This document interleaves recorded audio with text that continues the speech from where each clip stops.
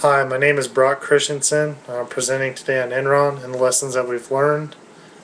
First and foremost, I want to talk about the impact Enron has had on the business and accounting world. I feel like it's impacted three major areas. The first is federal legislation. Second is the emphasis that the business world puts on business ethics. And the third is the attention to auditing and how the attention to auditing has changed since the Enron scandal. Diving into the first topic here, federal legislation. The Sarbanes-Oxley Act was passed in 2002. I feel like that's a direct result of the Enron scandal.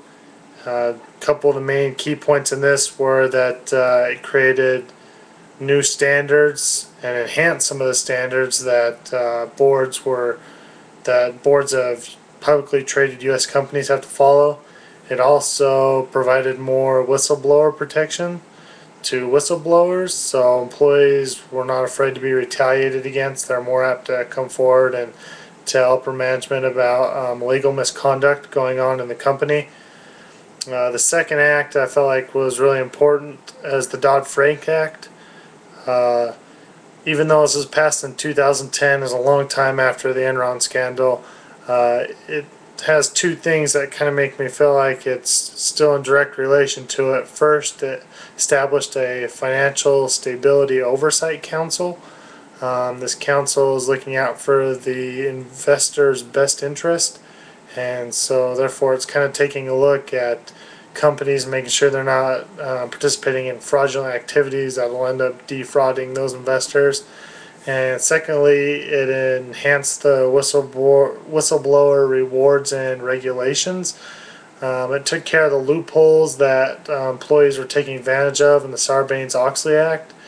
And it also enhanced the rewards for whistleblowers to come forward. So, for example, if any of the damage is over $1 million in a case that's brought forward by a whistleblower, they can earn anywhere from 10 to 30% of that money. Second, I feel like business ethics is a really big.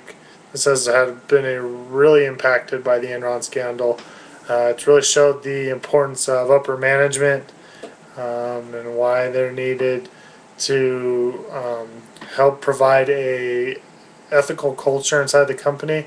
It's important that they establish a code of conduct and that they follow that code of ethical conduct. Otherwise, the employees won't be able to follow them. Management is truly the key linchpin in the equation. And I also believe that ethics training is very important.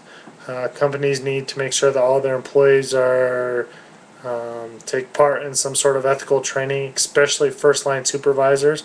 First-line supervisors have the most interaction with employees and will be dealing with the most complaints, so therefore they need to have the most training in how to deal with those complaints. The last thing I want to talk about is attention to auditing.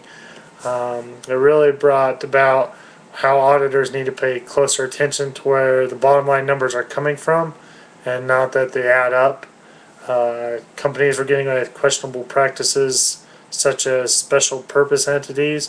For example, Enron was taking some of their liability and putting it into accounts of their management so that way it didn't appear on their income statement. They also were using mark-to-market accounting. More or less, they're using future projections on money prices and using that to write in their income statement as their earnings when the true number of earnings was a lot lower than what they had recorded. I think all these things show you how valuable the lessons we've learned from Enron truly are. If Enron wouldn't have happened, I don't know when we would have learned. It may have been the next year during the WorldCom case, but the Enron scandal has taught the business world a lot. Even though it happened over a decade ago, it continues to influence the business and accounting worlds today.